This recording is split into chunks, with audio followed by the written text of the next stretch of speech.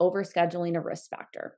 And they define overscheduling as having events that are either skill based, competitive based, or practice scrimmage based that are at a moderate to high volume and intensity over any 48-hour period, meaning they're back to back. And when I remember I first read this, and I thought, well, this is the definition of every single one of our youth athletes' schedules. And what the researchers found is that any overscheduling injury can be defined as an injury that's related to excessive planned physical activity without adequate time for rest and activity. So that means that we're exposing the body to a lot of stress.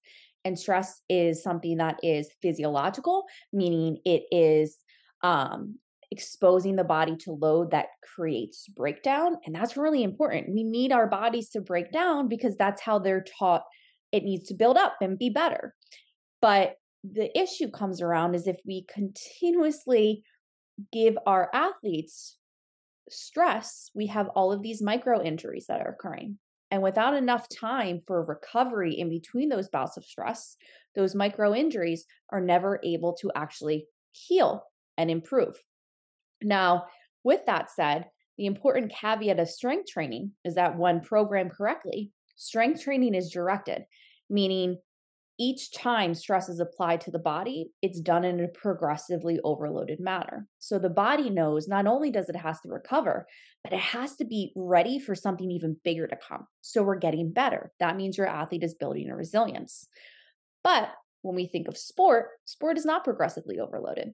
Sport is just, we're going to do pitching. We're going to do hitting. We're going to have a practice, and then we're going to have another practice, and then you're going to go back to hitting and back to pitching. And we're doing the same repetitive motions over and over again.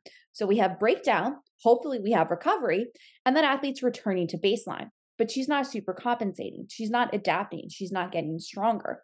So without this adequate stress that's going to be overloaded to tell the body to get better, your athlete is going to be in an enhanced, greater chance of injury because we're not giving her body the chance to overcome what we're exposing her to. So that's why it's super imperative to understand, one, what is your athlete's main goal? Is it to play in college one day? Is it to make the high school team? Now, what are we doing to help her reach that goal, while also making sure that she stays off the sideline? Because if she's on the sideline because she's injured, it doesn't matter if she made the team or not. Kid is not playing.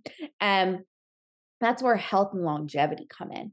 That's when making sure we're preparing the body physically as well as mentally, and recovering through sleep and nutrition. And those are the main pillars that we have to establish. And then from there, that's when we like to sprinkle on top the additional skill work, the additional practice. But it's like the equivalent that I feel like these athletes are in right now is like, it's to say that as a professional athlete, you don't have to practice. You just have to keep playing, keep competing every single day and not actually put in the baseline work to help make you better. And at this age, if we're not putting the baseline level of physical preparedness in, you're setting your athlete up for an injury.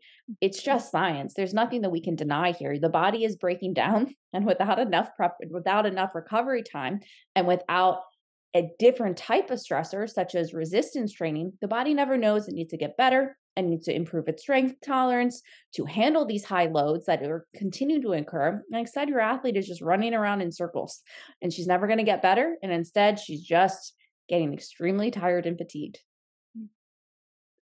I think a lot of people might have the question, well, how do I know I'm in a schedule that is overtraining me? Is it 2 games a week with 3 practices? Is it 2 practices with 1 game on the weekend? Like, what is a red flag?